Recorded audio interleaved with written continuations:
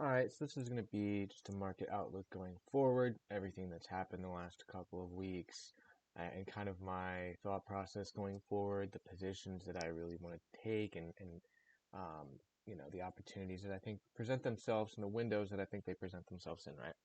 So obviously we're down about 10% from peak to trough of from the highs on the S&P 500 index, right? And it happened in a way where I don't necessarily think it presented itself with a super asymmetric risk reward, especially leverage. I think there's opportunities here where you don't really have to be super precise with your entries, that you can take a position via like SPXS or SQQQ, right, where the volume inflows has been very notable, and it's very important to understand why it's relevant. But there's not necessarily, I mean, there's been a couple shorts, right? Gap fill, we can get a short into this general range, this path of least resistance. Gap fill, we can get a short. Gap attempt, we can get a short. But there's nothing that's been super, super clean, especially with the very high VIX. It's been trading around $30 for the past month or so. And that's just not fun. The contracts are inflated, and you can get crushed relatively quickly, especially with shorter dated contracts, right? I do, however, think that there are significant opportunities short side and long side, and I think there's going to be a better position for the short going forward. But it's really kind of dependent on how things develop. So we're at the end of March, right? At the end of Q1, right? We had our March expiration a couple weeks ago. We have the quarterly expiration tomorrow, and we have the beginning of April into the subsequent April flows the week of the 6th. Now, if we look at last year, right, this was obviously a different sequence, and I don't think that this is going to happen like this, right, because we had the 11% decline, the pop, the higher low. We get the little bit of a weak rally into the path of least resistance previously absorbed from the election gap, and the gap that was filled from the new INWOG on the 10th, and then we get the short. We get kind of the buyback on the 31st, the weak rally with no subsequent. We had like 9 sessions where there was all gap downs, and then we get the subsequent 10-15% decline into the April reversion. That's a big vol event. I don't necessarily think that that's rightfully something that you can rightfully like position for, but we have a floor that was absorbed, cracked down through there. We have kind of a capitulatory behavior. And I think it's going to lead into April flows, getting us a nice little rally and a couple of names that can be kind of leaders going forward, where we can see a nice little pop on some tech equity into a really good short, where we can see a vol decline, a little slow melt up, maybe into this previous floor where we can then get a short to 621, right? So I think the first little portion of Q2 is going to be met with a little bit of a reversion, and then the back half of that is going to be met with a decline, most likely to sub 600. As far as like the golden pocket being around that 564 to 581 gap from May 12th of 2025. But until then, it's a little bit speculative. I think that the long is really asymmetric here. You don't really have to take options. There's a couple good names. I think we're pulling into some gaps from 2025, and I think we can see a nice reversion to, like I said, like 655 and maybe even 590 to 600 on Qs. And then that's when you can position yourself short. I think what I plan on doing is positioning myself short in like an SQQQ position, 3x leverage for like a 45 to 50% return in Q2. I think that's a good opportunity going forward as far as one of my longer term focuses. SMH looks really, really bad. And I think when you look at a lot of these names, it's just a long-term distribution where this was a daily distribution in 2024 to 5, like the late quarter 3 of 2024 and the early quarter 1 of 2025, where we see the decline, we see a good sign into April, and then we see a rally that's really just furthering the distribution on a weekly scale, but on a daily perspective is more of a long side focus into the kind of summer of George scenario. But you look at what's performing this year, right? What is performing? Well, it's not XLK, it's not XLF. These are both performing horribly. It's XLE, XLP looks really good, XLV looks really good. And I think that you see XLP right now, it looks phenomenal. A name like PEP looks really, really good going forward. Up 3% on the day with a very low beta name. This is phenomenal. And it aligns with the weekly structure. XLP looks really good. XLV looks really good. I think there's a lot of these names in healthcare have a lot of room going forward. But for now, I think, even like ARKK pulling into the discount, I think we're going to see a little bit of a reversion. But I think that a lot of names are going to continue to decline going forward.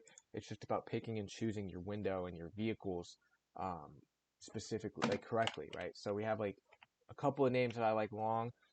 Not a lot of them though. I really like NVIDIA short. I sold this for like 20% from like this 185 range. This was a shorter term trade. A longer term position, you could take this to 153. I mean, this hasn't even retested the 2025 highs, 2025 Q1 highs. This is a distribution, but this is a redistribution, I think, within a longer term distribution that's been put in, started showing signs in March, right? Where we were, I mean, just look at this chart, right? From 2022 lows, we're up 2,000%. And I think that we pull back to $50 on here. That's a little bit speculative, though. I just think it happens. But I wouldn't really, it's 2023 highs. I wouldn't really put money on it per se, but this is a distribution developing, right? Like this is our preliminary sign. This is our climax. We have a reaction here. We have a potential UT and then a potential UTAD. It's very, very reminiscent of a distribution on a weekly scale, but you have to be selective, right? Like there were shorts within here, there was long within here, there were shorts here, long, and then there's a short developing here. I think that's really going to be lucrative on a weekly scale. I think Apple's a distribution. We'll have to see how that develops. Meta has declined significantly from this 750 spot, right? 30% just slashed like butter. Failed to get any significant buyer off of this January gap and failed the progression gap from the 670 spot. But a very one-sided capitulatory decline into bear gaps from May. I do think that this will see a little bit of a reversion. A name that I am long leveraged ETF is Microsoft. This looks phenomenal, right? We have a notable kind of double top above the new highs, a failure to reclaim the 470 spot, and then we get a really smooth drip into the report where we kind of see a big climax, a very significant amount of volume, the highest in 8 years.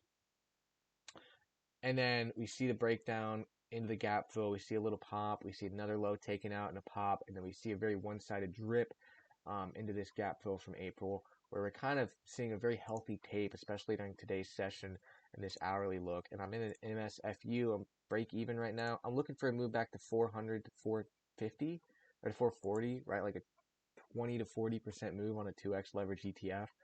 And it's kind of aligning with my window into April expiration being a long.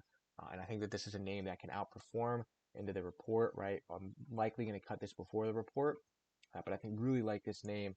I'm still in LLY. This is a little bit of a longer term position. I'm down like 14% at the moment. But I think that from this price right here, we can push new highs, which will be a 50% return off the 0.5, off the progression gap. Very healthy hourly behavior here. Closing at the lows with the climax. Just healthy behavior all throughout this range and a very nice look on LLY. And like I said, XLY or XLV as well. A little bit of a longer term focus. I'm kind of, in terms of portfolio, I'm in a 2x leverage ETF, which might be kind of stupid. This is a little bit of an illiquid one. I should have chosen LLYX, but whatever. But I think that the perspective here is a little bit longer term, right? And ideally, I can run this about 40 to 50%, or about a 3 RR. In Microsoft, max was down was like 5%, and I'm looking for like 30 to 40. So that's pretty clean. Oil is continuing to give you a decent little run, but I think that this is that catalyst was the Iran. Well, the initial catalyst was Venezuela. Secondary subsequent catalyst was Iran to spark the phase E expansion, where we're now going to see a distribution develop, in my opinion, on a daily scale, and then maybe a relong later this year in oil. As far as other names, I think UNH takes out these lows. MU is a distribution that gave you this kind of up thrust, or UTAD, and like a 30% decline following that. I mean, this is a name that's going to develop a distribution, very insane amount of volume put in there off the earnings report failure. Yeah, I mean, a lot of these names look like you can get a little bit of a reversion going, but you could get a test here on path. I don't really want to. I really want to long a couple names into a reversion where then I can just position myself SQQQ going forward. I really, really like that. Oxy doing really good. This was one of my long-term focuses as far as the commons trade goes. Beautiful chart. Nike, we'll see how Nike goes. I do like Nike as a long-term buy. Netflix could be really nice here, right? Like I said, we see the kind of exhaustion from the sellers, the climaxes, and then the subsequent pump and higher low sweeping this gap, and now giving us a kind of constructive daily sequence that can push us back into that $100 range. I think this would be a nice little buy for a shorter term trade. These structures are very healthy on the NVDA bear ETFs. But for me, my focus is probably LLY long to new highs, Microsoft long to a reversion, and then a QQQ short in the back half of Q2. I don't think that, the market tends to not bottom on a Friday, and we have the buybacks tomorrow, so I'd like a little bit of a drip to take out these lows, and then a reversal, and then a bottom on the 31st or the 1st into a reversion that leads into the April expiration. And then, like I said, I don't mind buying a leveraged ETF and holding this a little bit longer term. I don't. There's not many opportunities presenting themselves besides that and besides like PEP and LLY that I really, really like. Actually, JD looks really nice. This is a really nice look right now on like some options. But I'm not going to buy comments on that unless there's a JD Bull ETF. No. So yeah, I mean, that's really my focus. In terms of like a timeline, I think we see maybe that low taken out, a pop. 655 would be ideal. I mean, that's only from this low on Friday, like a 3% rally. So that, or yeah, 3% rally. So it's a little bit cautious. I wouldn't even mind filling this gap at 675, like a 6% reversion. It would be a little speculative though. But what I want is low to be taken out. We get a nice pop. Let's just call it 660 even. And then we see just a decline, right, all the way, just smooth like butter, not really an elevated VIX, all the way to 564, and that's going to be something similar with QQQ down to 500. I wouldn't mind taking this 90 points for about 55-60% in a couple of months. I don't think that that's super speculative. I mean, the weekly chart here looks horrible, and if we can get a little bit of a reversion, yeah, that's going to move like butter. So my kind of perspective here is going to be reversion into April OPEX, into sign of weakness put in / LPSY, subsequent led by names like Microsoft. God, I can't type. Microsoft. Then short opportunity presents itself with lower VIX and flows leaving. Q2 short starting mid to late April. And names like LLY and PEP lead XLE / oil God, I can't type. Distribution shows. Short looks clean via SPXS. Deal Q2 port. PEP LLY /SQQQ /MBDS /XPSX.